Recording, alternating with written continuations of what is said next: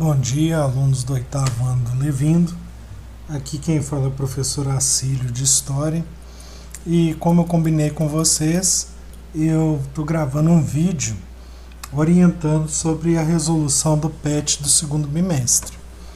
Uma mudança uma diferença do primeiro bimestre para o segundo é que são 6 semanas. No primeiro bimestre foram 4. Esse segundo bimestre veio um PET com 6 semanas. Eu vou deixar esse vídeo no Conexão Escola. O PET em formato de Word para vocês baixarem, porque muitas das respostas estão no próprio PET. Então é só usar para poder responder.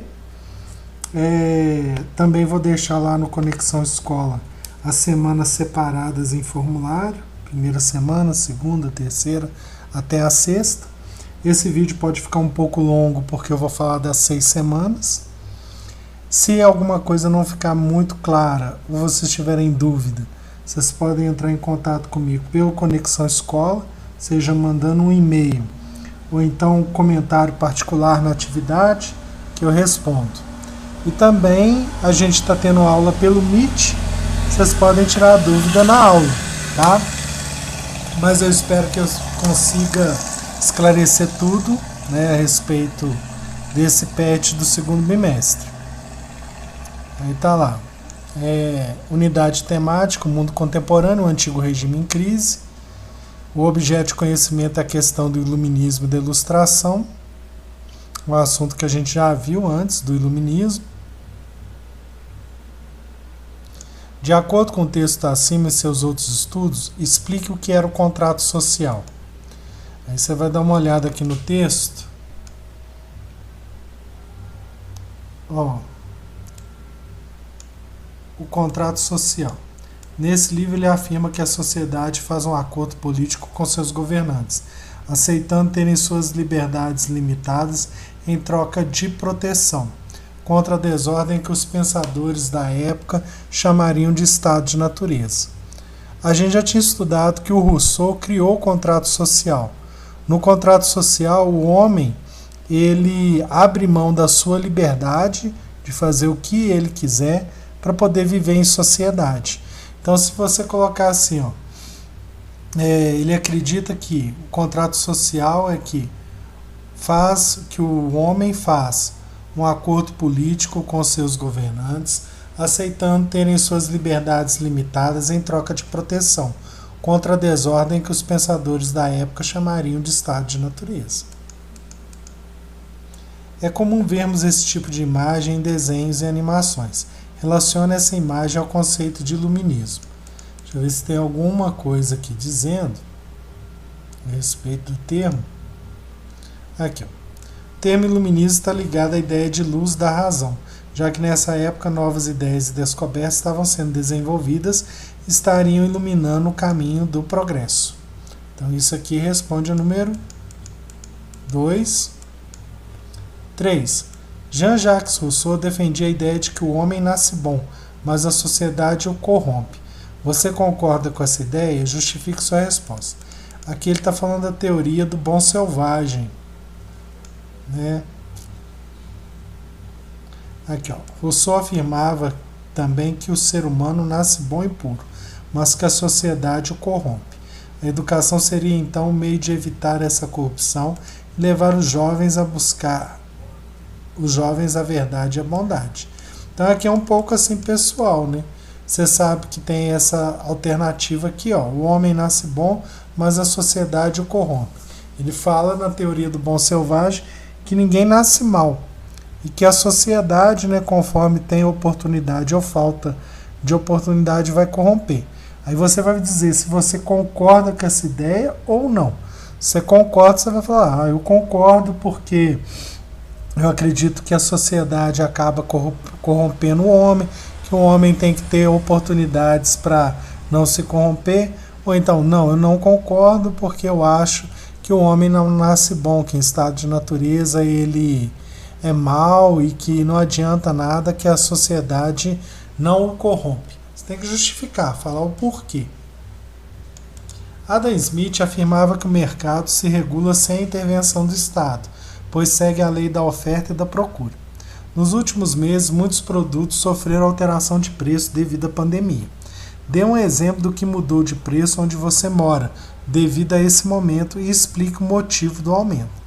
Aí você vai fazer um e-mail pessoal, você vai dizer uma coisa que aumentou.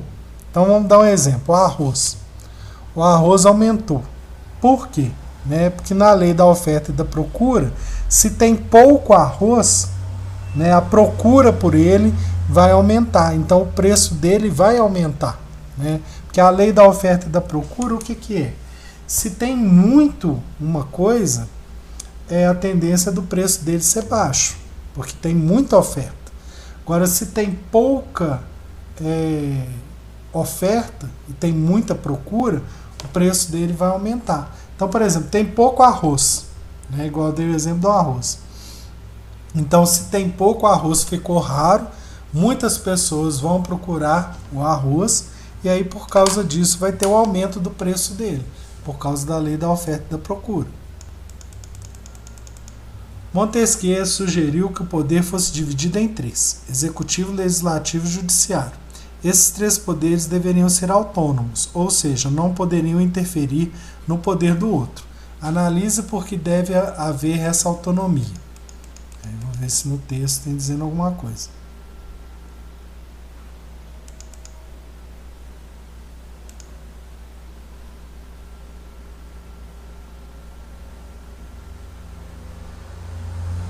Não, ali ele fala dos três poderes,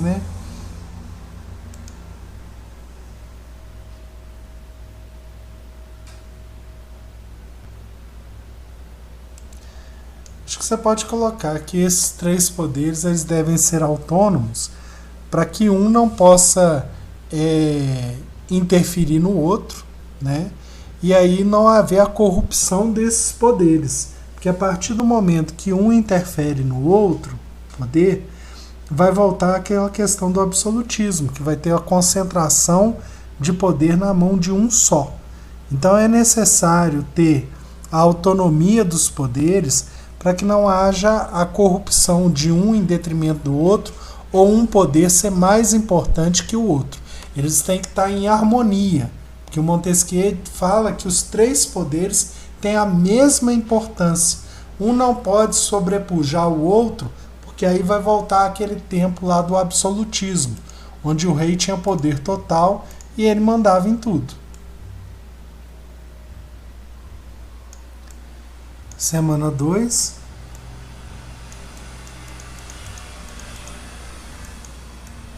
Revolução Inglesa, liberalismo. Então a gente também já viu a Revolução Inglesa. Explique por que o chip money gerou um problema para o parlamento inglês.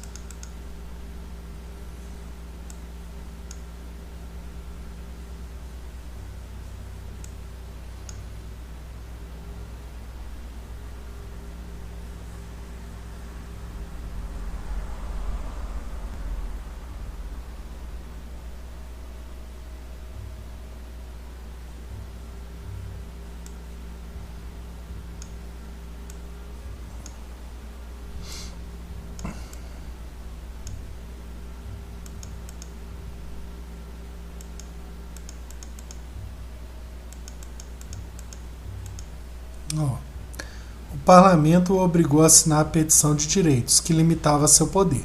Mas o rei passou por cima dessas leis e voltou a favorecer a nobreza e a cobrar multa de seus opositores.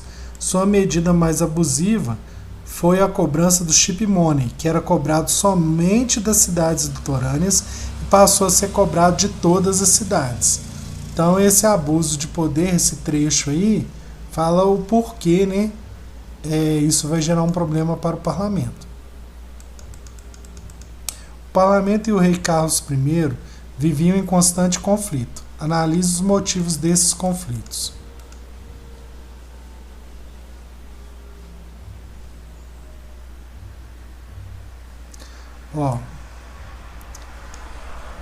Em 1625, seu filho, Carlos I, assume o trono inglês e mantém uma postura autoritária e intolerante às outras religiões. Em 1640, Carlos I fecha o parlamento devido a discordâncias com a instituição. Devido aos conflitos entre parlamento e rei, inicia-se um conflito conhecido como Revolução Puritana. Essa acho que responde a número 2. Explica o motivo que levou a Revolução Gloriosa a ter esse nome.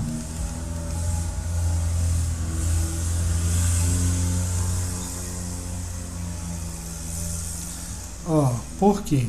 Porque essa mudança não gerou conflitos armados. Então, como não teve um conflito armado, ela foi chamada de Revolução Gloriosa. O parlamento inglês é dividido na Câmara dos Comuns e Câmara dos Lordes.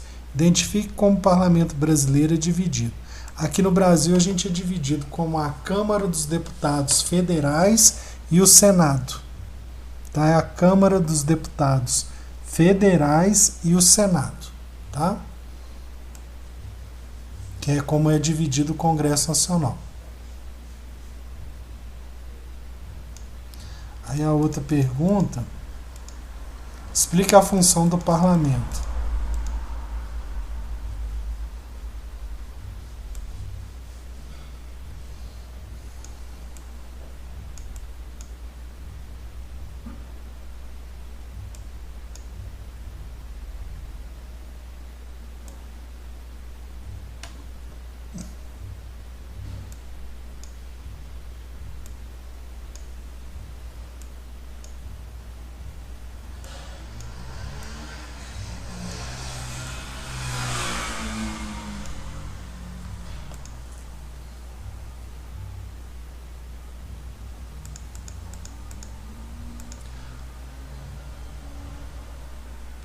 A função do parlamento é exercer o poder legislativo. O parlamento é que cria as leis e ele tem a função também de escolher o primeiro-ministro, que é o chefe do governo da Inglaterra. Né? Na Inglaterra a gente tem a rainha, mas ela é chefe de Estado. Então ela reina, mas não governa. Enquanto que o primeiro-ministro ele é chefe de governo. Aí logo abaixo está assim, analise a frase, a rainha da Inglaterra reina, mas não governa. Porque a rainha da Inglaterra tem a função de ser chefe de Estado, que é um cargo mais assim, diplomático, né? Ela não governa. Quem governa é o primeiro-ministro. Deixa eu ver se no texto tem algo...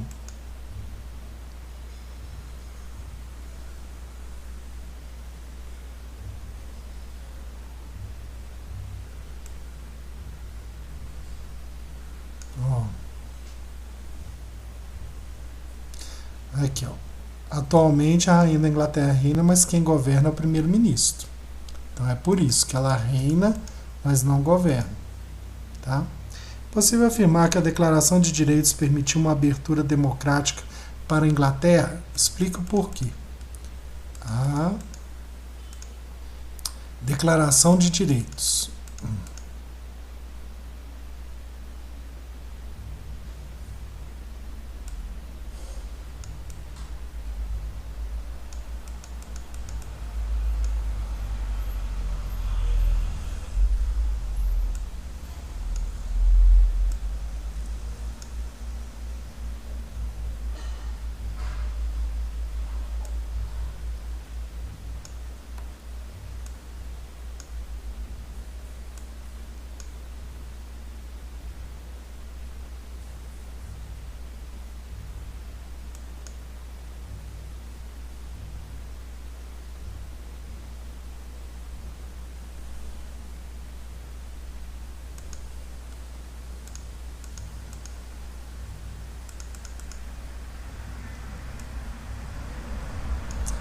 Sim, por quê? Porque a Declaração de Direitos, ela aumentava o poder do parlamento, garantia as liberdades individuais de imprensa, confirmava o anglicanismo como religião oficial e alternava o primeiro-ministro entre a burguesia e a nobreza. Então, sim, por causa do que ela estabelecia aqui, esses 4 pontos aqui, tá?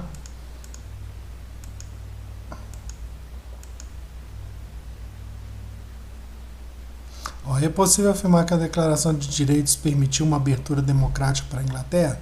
Sim, porque a declaração estabelecia Ela aumentava o poder do parlamento, garantia as liberdades individuais de imprensa, confirmava o anglicanismo como religião oficial e alternava o primeiro-ministro entre a burguesia e a nobreza.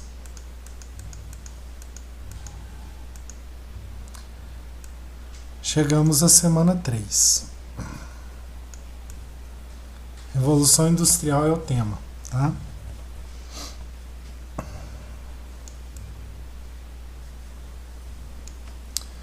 Questão 1. O planeta nunca mais foi o mesmo depois do século XVIII. Com velocidade estonteante, as fábricas tomaram o lugar do artesanato e as cidades cresceram.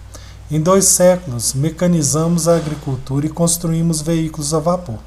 Há controvérsia sobre a data exata em que a Revolução Industrial começou, mas é certo que na virada do século XVII para o XVIII, o cenário econômico europeu já apontava que muitas mudanças iriam acontecer, mas não se tratava apenas de inovações econômicas e tecnológicas. No fim do século XVII, fazendeiros europeus começaram a arrendar terras para usar na criação de ovelhas, e isso forçou as pessoas a migrarem para os centros urbanos. Em consequência, surgiram os operários e as metrópoles. O desenvolvimento do capitalismo industrial na Europa foi marcado por diversas mudanças, tais como: letra A, migração de pessoas das cidades para o campo pela necessidade de terras para as fábricas. Não era por isso que elas migraram.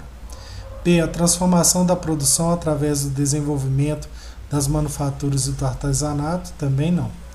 Letra C, o advento das cidades que foram criadas para abrigar os empregados das primeiras fábricas. Também não. Então a letra D, o surgimento de uma nova classe social vinculada às fábricas e às metrópoles, os operários. Com base no texto acima, liste as 3 fases da primeira Revolução Industrial e explique sua principal característica. Então, deixa eu ver se no texto tem as 3 fases.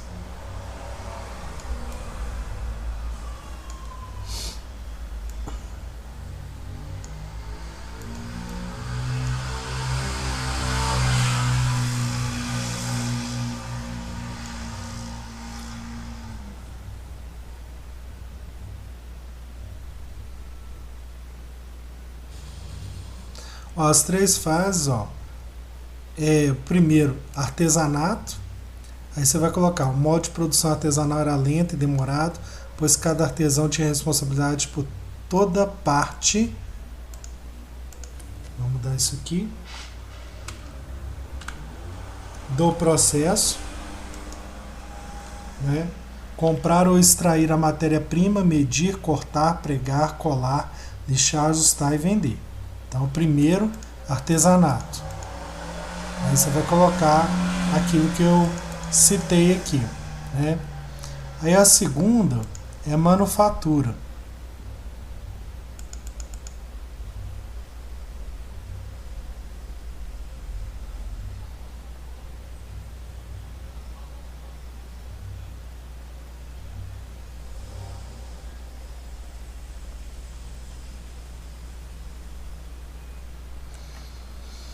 A manufatura, está aqui o termo, né?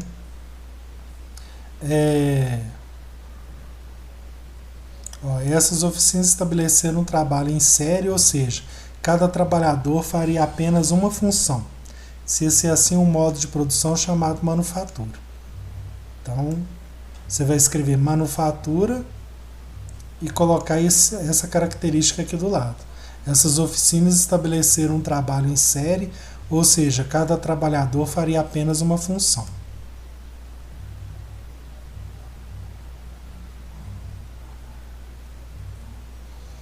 E terceira fase é a maquinofatura.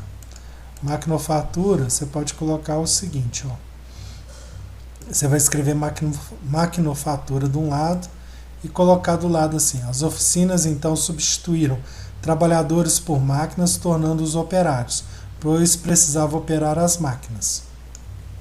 Aí tem as 3 fases, tá? A Revolução Industrial trouxe consequências positivas e negativas. Complete o quadro com essas características. Vamos ver as consequências.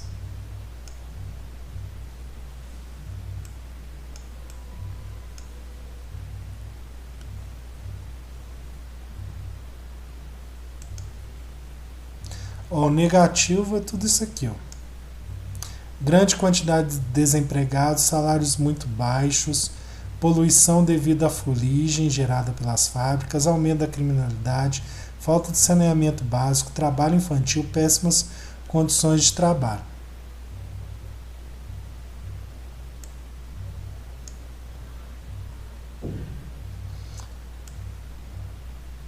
Vê se tem as positivas aqui.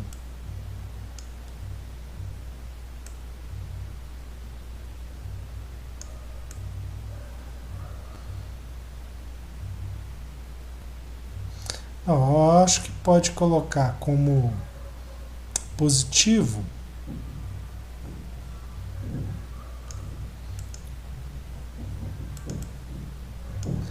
acho que pode colocar assim, o aumento da produção, surgimento de cidades, desenvolvimento do capitalismo, né? A produção passou a ser mais rápida, né? Então, assim, as consequências positivas foi o desenvolvimento. Ó, pode se colocar o aumento do crescimento das cidades, o aumento da produção, o desenvolvimento de um produto mais rápido e com a mesma qualidade, e o fortalecimento do capitalismo, tá? Identifique quais fatores fizeram a Inglaterra ser o primeiro país a fazer a Revolução Industrial.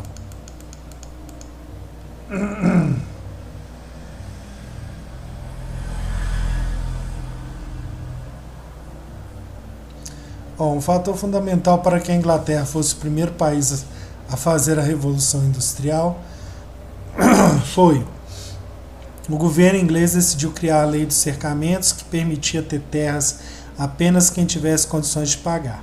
Para isso, as terras de uso comum da zona rural foram divididas em lotes, cercadas e vendidas. Quem podia comprar as terras eram os burgueses e nobres, que transformaram as terras em pastos para a criação de ovelhas, usadas na produção de lã. Já os camponeses que viviam nessas terras foram obrigados a migrar para as cidades, causando um inchaço urbano e gerando problemas sociais profundos. Pelo menos é o que está no texto, tá?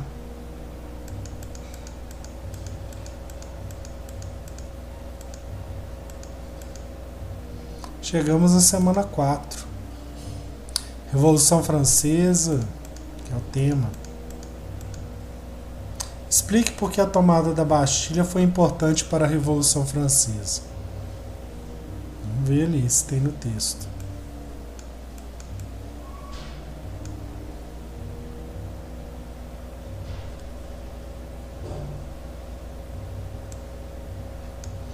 No dia 13 de julho, a população sai às ruas revoltadas com o preço do pão que havia subido mais uma vez. No dia seguinte, invade a Bastilha. Que a Bastilha era a prisão que simbolizava o poder do rei.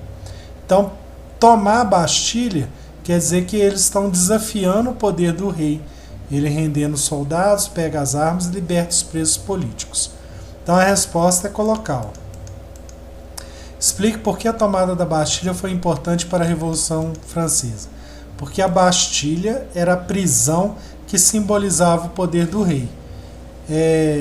Tomar a Bastilha, eles estão desafiando o poder do rei. Sobre a sociedade do antigo regime, responda. Identifique como era dividida a sociedade. O primeiro estado era formado por membros do clero e representava menos de 1% da população. O segundo estado era formado pela nobreza e era formada por cerca de 1,5% da população. Já o terceiro estado era formado por burgueses, artesãos e camponeses. Formava a grande massa francesa, compondo cerca de 98% da população.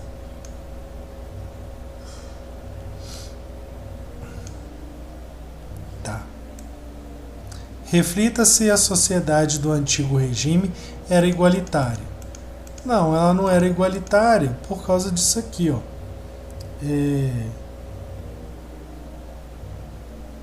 Ó, mesmo tendo uma população pobre, o terceiro estado era o único obrigado a pagar impostos, sustentando assim os luxos e os gastos enormes do governo francês, além de terem que pagar o dízimo para a igreja. Então, isso não é igualitário, né? Se só o terceiro estado é obrigado, igual está lá no trecho.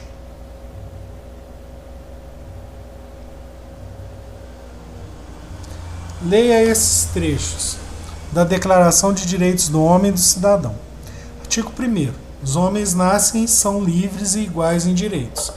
As distinções sociais só podem fundamentar-se na utilidade comum. Artigo 4º. A liberdade consiste em poder fazer tudo o que não prejudique o próximo.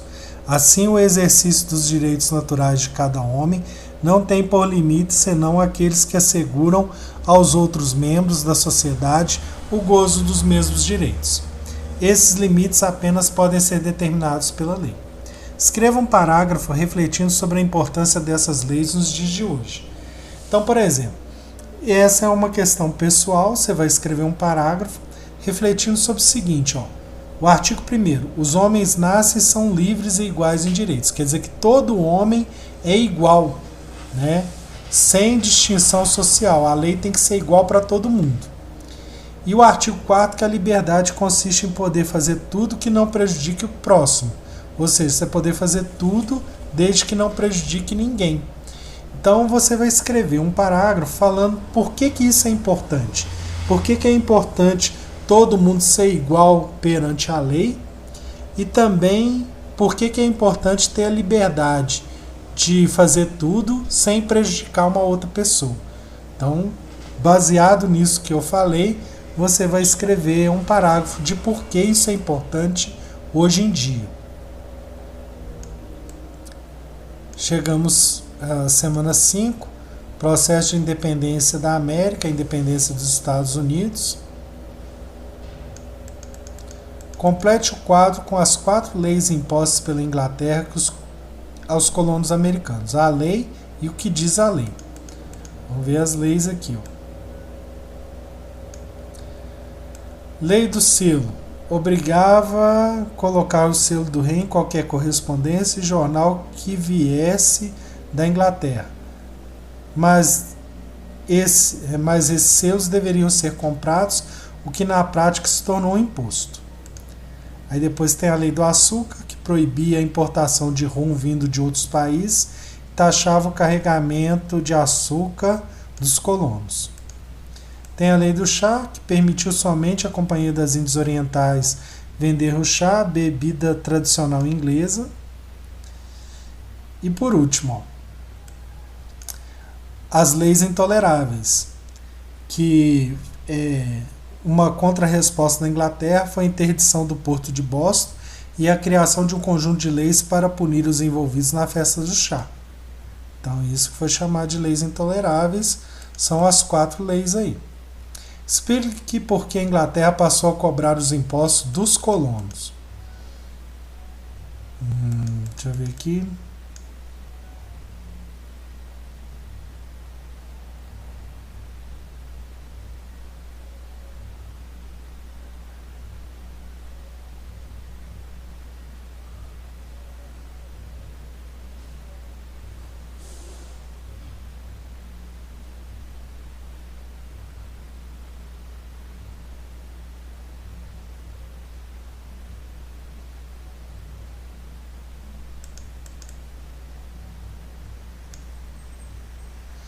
Ó, acho que uma boa resposta é essa aqui. Ó.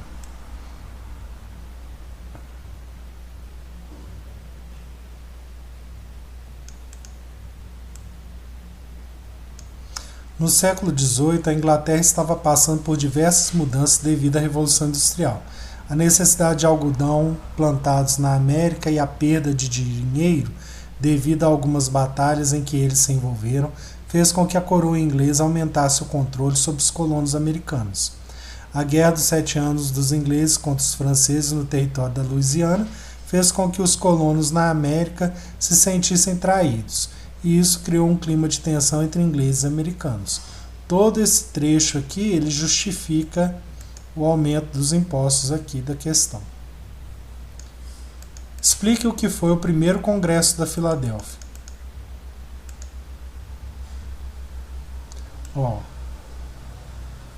Em 1774, os colonos organizaram o primeiro Congresso da Filadélfia, onde pretendiam invalidar as leis intoleráveis e colocar todos os colonos como iguais. Então é isso aqui. Em 1774, os colonos organizaram o primeiro Congresso da Filadélfia, onde pretendiam invalidar as leis intoleráveis e colocar todos os colonos como iguais. Explique o que foram as 13 colônias.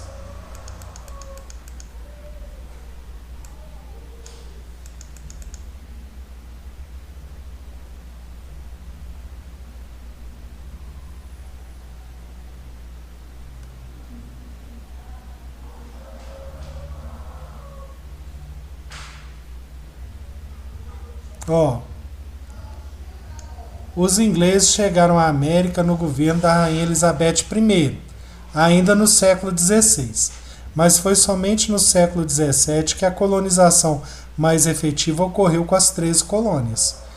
Esses imigrantes chegaram ao continente americano fugidos dos conflitos religiosos e quase dois séculos depois, os colonos americanos conquistaram sua independência.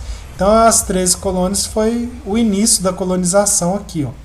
Então, os ingleses chegaram à América no governo da Rainha Elizabeth I, ainda no século XVI, mas foi somente no século XVII que a colonização mais efetiva ocorreu com as 13 colônias. Estabeleça uma relação entre a Revolução Industrial e a independência dos Estados Unidos. Aí pode repetir aqui,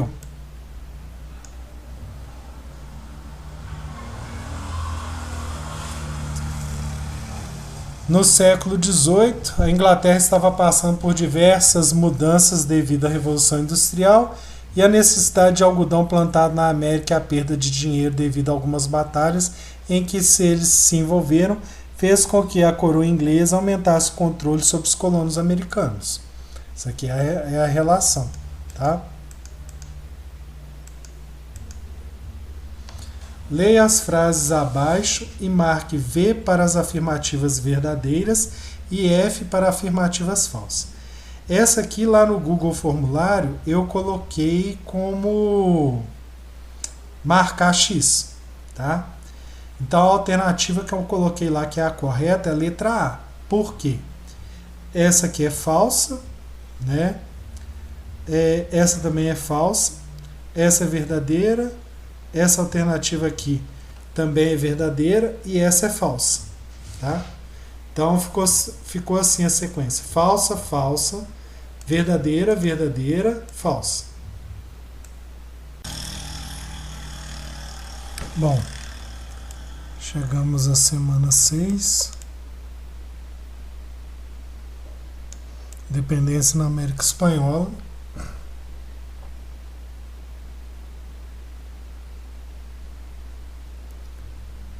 Número 1. Com base no texto acima em seus estudos, responda as questões a seguir.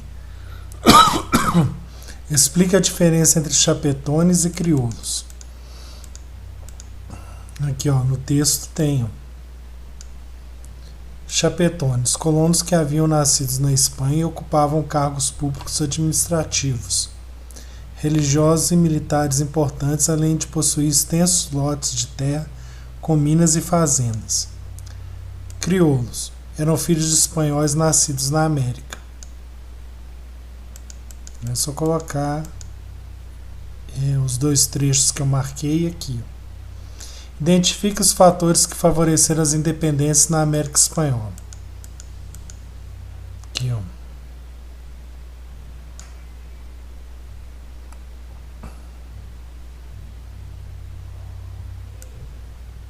Primeiro, a independência dos Estados Unidos em 1776, que abriu caminho para as outras independências.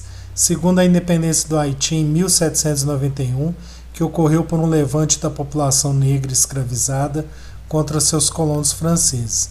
E terceiro, a invasão de Napoleão Bonaparte na Espanha em 1814, que enfraqueceu o poder do rei Fernando VII e deixou o caminho livre para as independências. 3. Sobre a hierarquia das colônias espanholas, faça o que se pede. Organize na pirâmide de acordo com a hierarquia adotada na América Espanhola. Quem está aqui em cima, segundo, terceiro e quarto. Aí você vai olhar aqui, ó. Tá aqui em primeiro tá os chapetones. Isso aqui é junto, ó.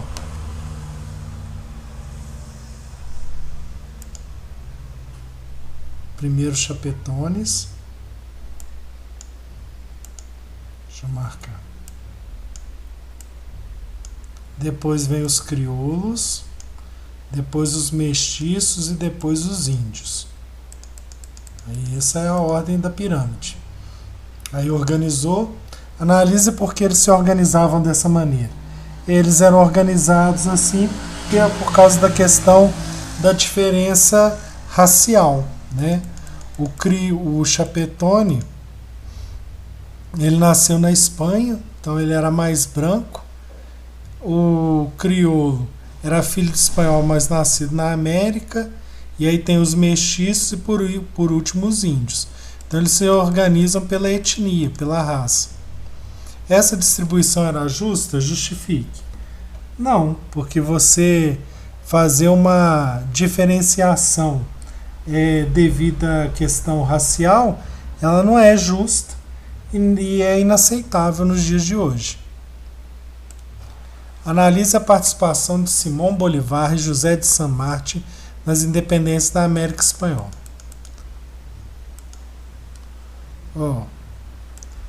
Primeiro foi Simão Bolívar, que pretendia criar uma América Latina forte antes do pan-americanismo. Seu principal desejo era a união das colônias contra a Espanha, mas também contra o domínio dos Estados Unidos sobre o restante da América. E o José de San Martín